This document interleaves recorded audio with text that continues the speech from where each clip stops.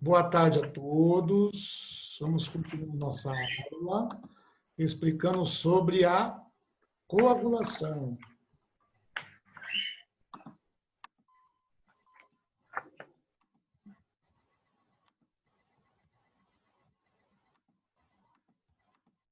Meu mouse está com problema, deu pau. Só um minutinho, tá, pessoal? Vou voltar aqui e já começa.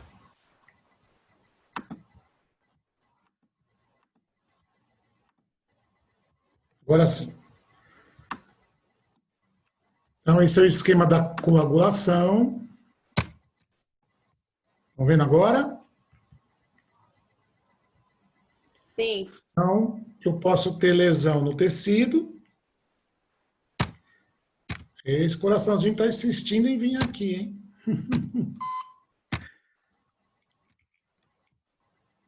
E aí o tecido lesionado, ou a plaqueta que se aglomera no local, né? Liberam tromboplastina, que vai ativar a protrombina, que é uma proteína inerte no plasma, uma proteína que está inativa, a se converter em trombina. A trombina, que passou a ficar ativa, o que ela faz? Ela converte o fibrinogênio, que também está solúvel no plasma, a se transformar em fibrina, sob a ação dos íons cálcio e da vitamina K. O que acontece? Lá onde o vaso foi rompido, tem que formar uma rede de fibrina para estancar a saída do sangue, para formar o que nós chamamos de coágulo. Tá? Então, o que é o coágulo? É uma rede de fibrina mais as células sanguíneas que estancam o local. Esse mecanismo ele só pode ser ativado quando eu tenho esses dois fatores aqui. Ou lesão no vaso, ou uma lesão tecidual, com extravasamento de sangue. Esse aqui é um resumo, né, pessoal? Quando nós formos estudar coagulopatias, formação de trombose, hemorragias, né, as doenças ligadas à hemostasia, esse mecanismo aqui, desse slide, ele é ampliado em 4, 5 slides. Existem vários fatores aqui que eu omiti. Na verdade, esse slide ele é um resumão geral, né? Então, no final do processo, eu tenho o coágulo. Na verdade, o coágulo vai se formar uma rede de fibrina a partir da transformação do fibrinogênio. O fibrinogênio ele vai estar ativo quando? Quando ele tiver a trombina ativa. Para a trombina estar ativa, a enzima tromboplastina precisa converter a protrombina em trombina. Então, veja por que é chamado de cadeia, né, da coagulação. Né? Porque é uma reação bioquímica em cadeia, uma coisa dependente da outra. Tudo bem?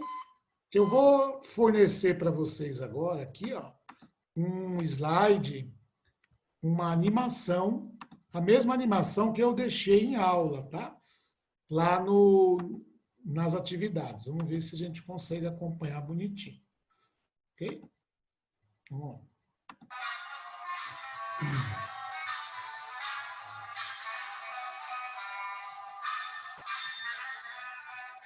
Isso aqui é do pessoal da Academia de Rio Preto, Academia de Hematologia de São José do Rio Preto. Tá? Então, ele mostra aqui uma legendinha, né? Os eritrócitos, leucócitos, plaquetas, né? O fibrinogênio, os fatores da coagulação. Está todo mundo no sangue aí. Sangue circulando bonitinho, o vaso está íntegro, né? Então, os leucócitos, hemácias, plaquetas, os metabólitos, né? Proteínas, sais, os íons e os fatores da coagulação.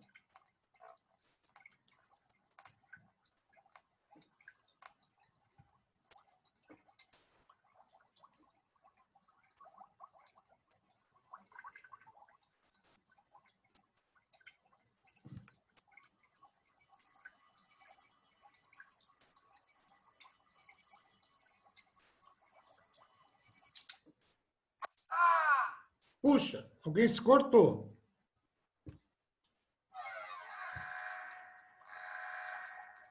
Então, o vaso foi rompido, vários vasinhos foram rompidos, né? Tem uma lesão do tipo vascular aí.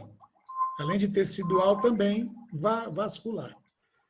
Então, o que tem que se agregar ali? Está saindo sangue, as hemácias estão saindo, né, do local.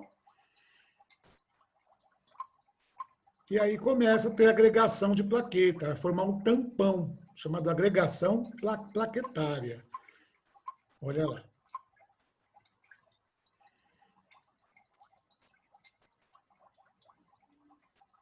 Então, aqueles fatores da coagulação vão começar um se transformar no outro lá. A protrombina vai ativar a trombina vai ativar o fibrinogênio, a se transformar em que lá no final? Fibrina.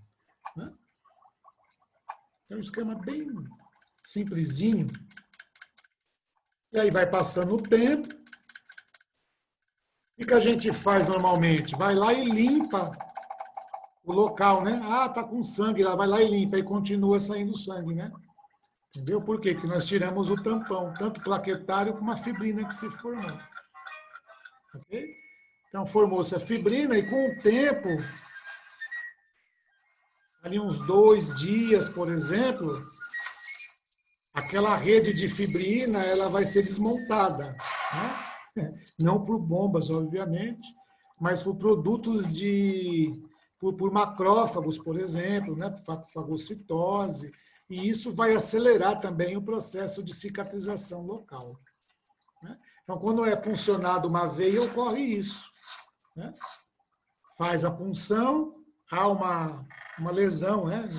no vaso, para que o sangue deixe de continuar saindo, forma-se essa rede, essa agregação plaquetária e essas fibrinas no local. Tá?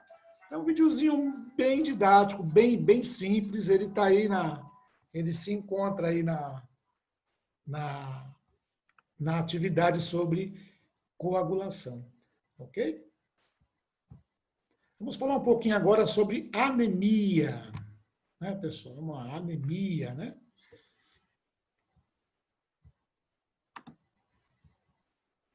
Deixa eu pegar aqui o slide.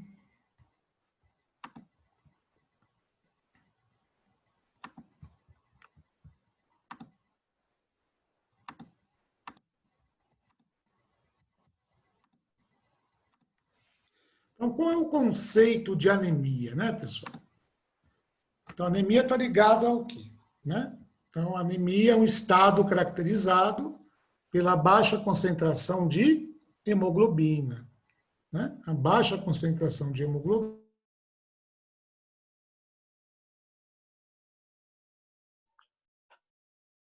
Professor, o microfone está mudo.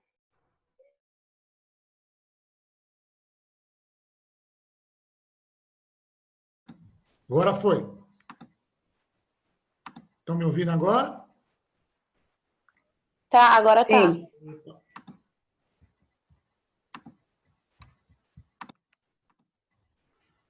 Ok? Então, laboratorialmente, as anemias são classificadas pelos valores qualitativos dos índices quantitativos, né? Dos índices eritrocitários. Quais são esses índices? Aqueles índices que eu mostrei na outra aula, né? A contagem dos eritrócitos ou glóbulos vermelhos, a porcentagem de glóbulos vermelhos ou hematócrito e a própria hemoglobina, a dosagem de hemoglobina, né? Então, normalmente, uma mulher que está com 10 gramas de hemoglobina por decilitro, um homem, né, independente aí do sexo, porque o valor de referência é diferente, mas no caso de 10, o exemplo de 10 gramas estaria ruim para os dois. Então, eu considero um indivíduo anêmico. Né? Então, quando se fala em anemia, né, se entende que a anemia é uma doença. Sim, claro que é uma doença, mas ela é uma doença secundária. Ela é um estado que o indivíduo se encontra, porque ela tem uma causa. Existem várias causas de anemia. A maioria das pessoas, pelo senso comum, diz que a anemia é falta de ferro. Não, a falta de ferro é uma das causas importantes da anemia. Por que o ferro? Porque o ferro faz parte do heme. E o heme é aquele componente que vai fazer parte de toda a molécula de hemoglobina. Né?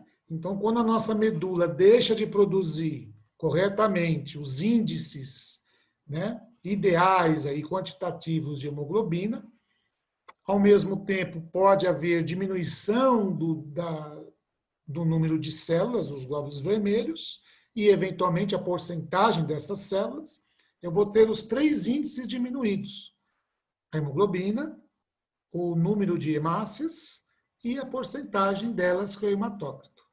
Esses 3 valores diminuídos no hemograma condiciona o que nós chamamos de anemia. Agora, normalmente, o médico, através de outros exames, né, além do hemograma, ele pode buscar a causa desta anemia. Né? E que a anemia tem várias causas. Né? Pode ser causas da própria estrutura da hemoglobina, né? Eu diria, por exemplo, causas ligadas à situação genética. Quem nunca ouviu falar de anemia falciforme, talassemia, né? São condições genéticas onde o indivíduo produz poucas células ou vai produzir células com alterações morfológicas devido à cadeia de hemoglobina. Né? Normalmente, as anemias carenciais, essas que nós estamos acostumados a ouvir, come melhor, né? Faz uso de sulfato ferroso, noripurum, né? Esses medicamentos, normalmente são anemias carenciais, vitaminas, né? Porque está faltando para a medula os nutrientes necessários para que ela possa fazer a sua regeneração, a sua divisão celular adequada. Né? Então, aqui nesse slide, e eu vou deixá-los aí também com a aula junto, né? Nós temos deficiência de fatores eritropoéticos. Então, aqui fala da vitamina B12, o ácido fólico, o próprio ferro, né? E cada elementozinho desse aqui é uma causa, tá bom? Vocês não precisam decorar nada disso, é só compreender que a etiologia de uma anemia ela é múltipla. Eu posso ter, por exemplo, pacientes com aplasia de medula, a medula se transforma por doenças, né? Infecções, por exemplo, agentes químicos, intoxicações, próprios leucemias desenvolvem mecanismos de anemia. O que é a leucemia? A produção exagerada de uma célula anormal, de uma daquelas linhagens blásticas, por exemplo, que acaba dificultando que o glóbulo vermelho se amadureça. Então, normalmente, um indivíduo com leucemia aguda, ele vai ter anemia também. Não que a anemia vire a leucemia, mas a anemia é um dos sinais também presente, tá, em gente com leucemia. Não vai confundir, porque a gente avisa, tem essas percepções. O risco é a leucemia. Não, na verdade, a leucemia adequada, né, pode desenvolver anemia nos pacientes. Okay? Então, existem várias causas, até mesmo verminoses, né? Verminoses, parasitas, né? Existe um parasita muito comum no Brasil, né? Que é o amarelão, o ancilostomídeo, né? E ele se hospeda no intestino delgado, no duodeno, né? No começo do intestino delgado, e ali ele vai se alimentando do ferro, dos nutrientes, e vai causando nos indivíduos uma forte anemia, chamada anemia hipocrômica, né? E nós vamos discutir isso bem pormenorizado na disciplina de doenças hematológicas.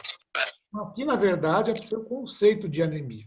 Então, eu olho para um hemograma, né? Muitas vezes o paciente não tem muitos sintomas, tem muitas anemias que passam despercebido. Mas quando o paciente tem queda muito brusca de hemoglobina, de glóbulo vermelho, ele vai apresentar, sim, palidez, ele vai apresentar desânimo, ele pode ter aumento do batimento cardíaco para compensar a desoxigenação, né? Tontura. Tá? Mas existem muitos casos em que a pessoa descobre que está anêmica, às vezes não vai doar sangue, né? Fui doar e me dispensaram porque o hematócrito está abaixo, né, do valor de referência. Né? Então, está instalado uma anemia.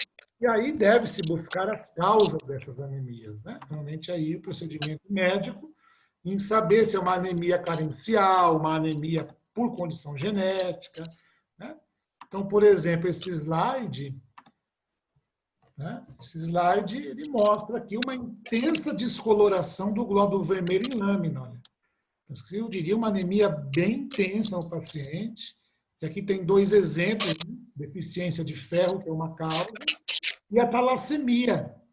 Né? Talassemia é uma condição genética em algumas pessoas, em que há uma diminuição na produção de cadeia de globina, tanto a cadeia beta como alfa, e ao longo da vida o indivíduo vai produzindo, além de poucas células, presença de pouca hemoglobina nelas e também alterações de formas, olha só.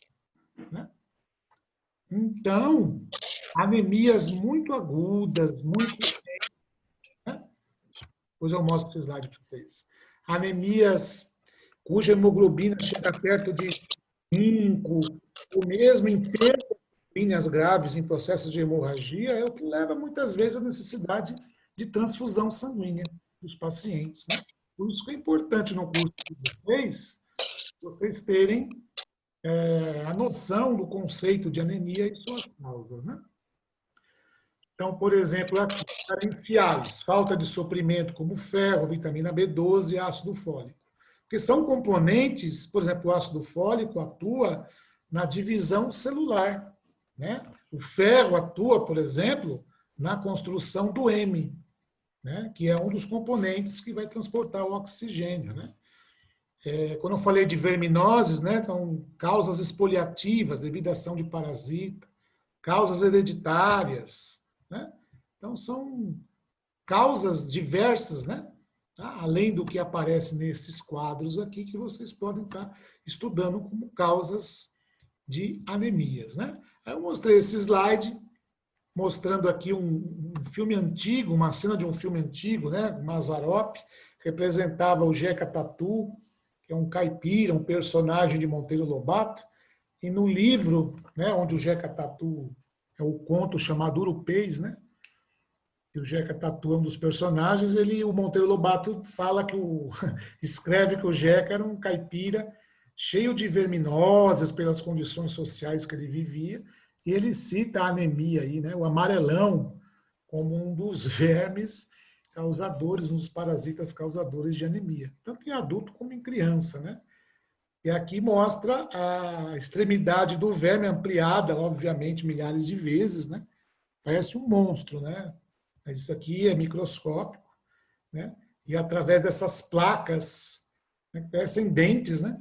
Isso se fixa no duodeno e o verme vai, milhares deles no intestino, sugando os nutrientes, sangue, inclusive, fazendo com que o indivíduo tenha anemia. Daí o nome amarelão, né? Em homenagem aí à situação que o paciente se encontra de palidez e tal. Mas hoje, com o saneamento básico mais efetivo nas grandes cidades, é menor essa estatística, embora as anemias sejam por outros motivos. Né? Muitas crianças têm anemia, não é porque não comem, porque não tem comida, é porque comem de forma errada, né? Só carboidrato, só salgadinho, só, né, refrigerante. Né? Então, são chamadas as anemias carenciais, né? As anemias por falta de nutrientes. Tudo bem? Isso é importante a gente salientar. Tá? Então, recapitulando, o que é uma anemia? Né? O conceito de anemia. Então, na verdade, anemia, o conceito primordial é a diminuição da concentração de hemoglobina.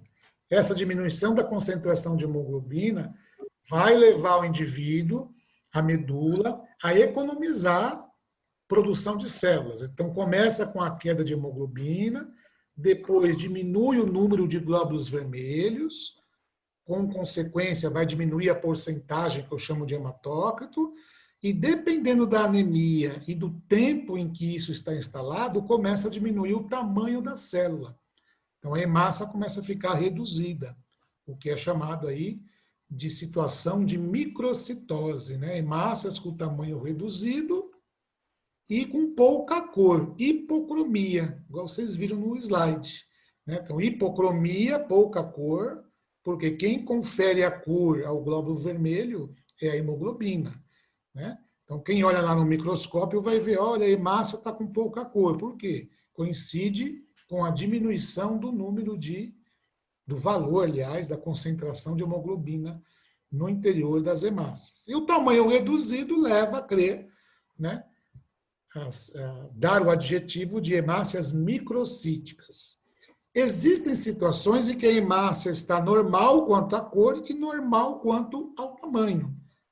Mas o indivíduo é anêmico, porque está perdendo sangue, por exemplo. Ele não está formando Professor. errado, está perdendo sangue. Então, eu diria anemia, por exemplo, normocítica ou normocrômica. Né?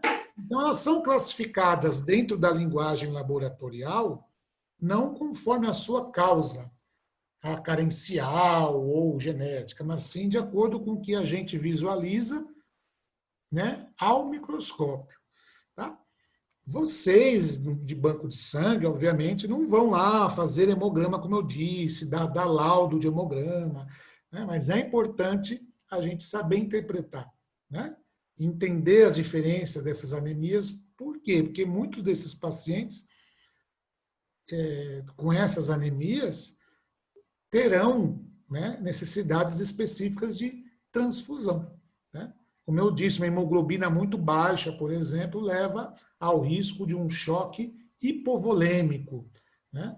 Onde a oxigenação do paciente começa a ficar muito precarizada. Por quê? Quem é que leva oxigênio aos tecidos? São as hemácias. É a hemoglobina, né? As diversas moléculas de hemoglobina dentro de uma hemácia, que são os milhões, né, por gota de sangue, que tem essa capacidade de carregar o oxigênio para os tecidos, né? Então, o conceito de anemia é um conceito importantíssimo, né? Diminuição do valor da hemoglobina, isso pode ser seguido dos valores quantitativos diminuídos de glóbulos vermelhos, de sua porcentagem, e também dos índices hematimétricos, né? Que nesse momento eu não vou trabalhar com vocês, né? Que é o VCM, o HCM e o CHCM. Esses dados fazem parte de uma parte do hemograma que a gente denomina eritrograma, ou série vermelha, estudo da série vermelha. Ok, pessoal? Alguém quer perguntar, aproveitar esse tempo? Eu, professor. Tá? Você falou em amarelão.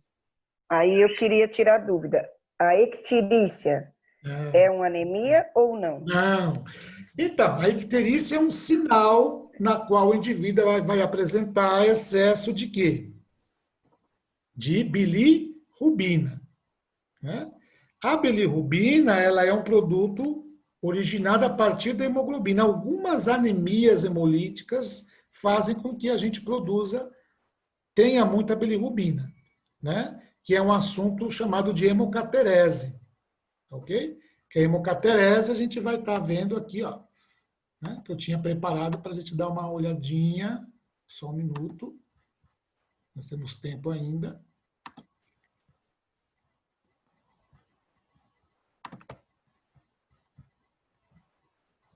E é a última matéria que eu dei para vocês, o conteúdo, né? Certo?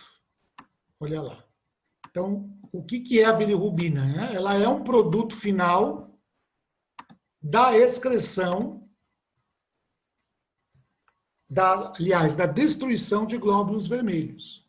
Então, os eritrócitos velhos, né, são capturados pelo baço, pelo macrófago, né, do baço, também pela medula óssea e muito pouco pelo fígado, mas existe também essa capacidade. O que os eritrócitos velhos formam? Eliminam hemoglobina. Essa hemoglobina é desmontada em globina e M. O que é o M? É aquela parte da hemoglobina onde está o ferro. É uma molécula onde está o ferro. O ferro ele é reaproveitado, a globina é reaproveitada através dos aminoácidos, e esse M ele sofre uma transformação, né? Então, esse M, no metabolismo, ele vira um pigmento, né, inicial chamado de bilirrubina não conjugada, né? Essa bilirrubina não conjugada é a primeira que se forma quando as hemácias são destruídas pelo baço. Todo esse processo é chamado de hemocaterese. Tá? Então, uma hemácia dura, em média, quanto tempo? De 90 a 120 dias. Ou as hemácias com malformação também, né? São capturadas por essas células do baço e dos ossos, né? Se transformam em bilirrubina indireta e o fígado, né? O fígado colhe esse material e transforma essa bilirrubina indireta, não conjugada, numa bilirrubina solúvel. Por quê? Porque essa primeira bilirrubina que se forma, ela é insolúvel. Então, ela precisa ser solubilizada e quem faz esse papel é o fígado. Por isso que na hepatite, qualquer doença que afeta o fígado, ou se eu tiver uma destruição excessiva de glóbulos vermelhos, no caso de hemólises, doenças hemolíticas, eu vou ter maior formação de bilirrubina. Isso vai parar na corrente sanguínea e deixa o indivíduo amarelo, alaranjado, ictérico, né? Tá? Devido à formação dessa bilirrubina. Nos recém-nascidos, isso pode ocorrer. Tá? Isso pode ocorrer nos recém-nascidos. Lá, quando a gente nasce, parte de nossos glóbulos vermelhos são destruídos, né? Cai de quase 6 milhões para 4 milhões. Esse excesso de bilirrubina, muitas vezes, o fígado do recém-nascido não dá conta de escoar. Por isso que muitos bebês ficam ictéricos, né? E como essa bilirrubina depositada nos tecidos do bebê pode causar alterações, inclusive neurológicas, eles ficam no banho de luz ultravioleta. A bilirrubina ela é destruída por ação da luz ultravioleta.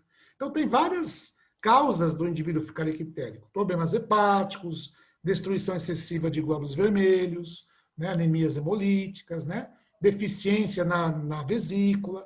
Tá? Para onde vai essa bilirrubina que o fígado conjugou? Parte vai para a vesícula, aí vai para o intestino. Lá no intestino, a bilirrubina que o fígado conjugou, chamada de direta, vira estercobilina, que é o motivo pelo qual as fezes são acastanhadas, a cor que as fezes apresentam.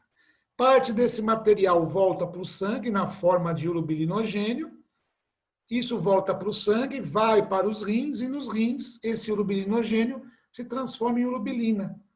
Por isso que a urina tem essa cor amarelo também, amarelo citrino, né, como se julga aí nos adjetivos, né? Então, é uma forma de excretar esse produto, né, a partir do fígado. Né? Então, o fígado conjuga a bilirrubina, não conjugada passa a ser conjugada, parte desse material vai para o intestino, se transforma em pigmento de fezes, normal, e parte do material volta para o sangue e vai para o rim e se transforma em urobilina. Então, o resultado da destruição dos glóbulos vermelhos, a todo momento que ocorre no nosso organismo, é a produção dessa substância. E isso é chamado de hemocaterese. Todo esse processo é chamado de hemocaterese. Lembrando, o baço faz a captação dessas células, né?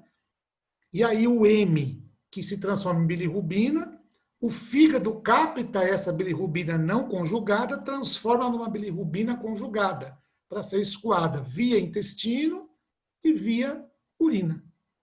Ok, pessoal? Isso é o resumo da hemocaterese, né? Que é um processo contrário da hematopoese. Né? A hematopoese, a medula produz as células, e a hemocaterese é um processo na qual as células mais envelhecidas, né, do sangue são capturados pelo sistema de fagocítico, né?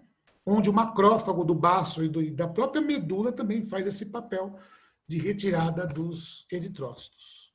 Nós já estamos com o tempo esgotando, mas eu acho que eu consegui aqui falar um pouquinho dessa revisão e dessa hemocaterese, tá, pessoal?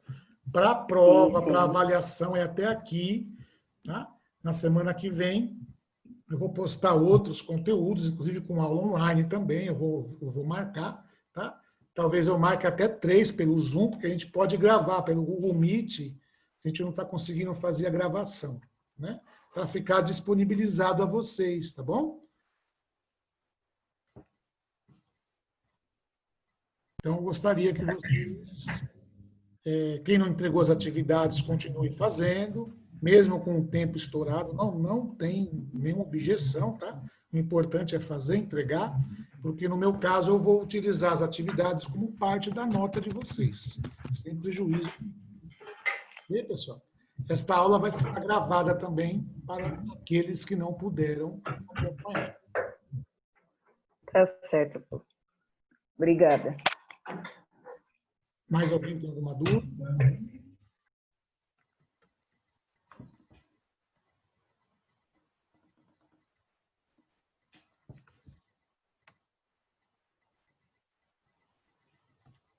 Então, o meu abraço a todos e Para você também, professor. cuidem-se, né? Sabendo que a gente torce para que isso passe logo e nós nos encontremos, né? Como vocês ainda são módulo 2, certamente a gente vai se ver. Esse é o que eu rogo muito todo dia. É verdade. Tá bom, Deus Pro. quiser. Obrigado. Um abraço a todos. Boa tarde. Tchau, abraço. Vocês podem colocar no chat, tá? Tá bom, professor.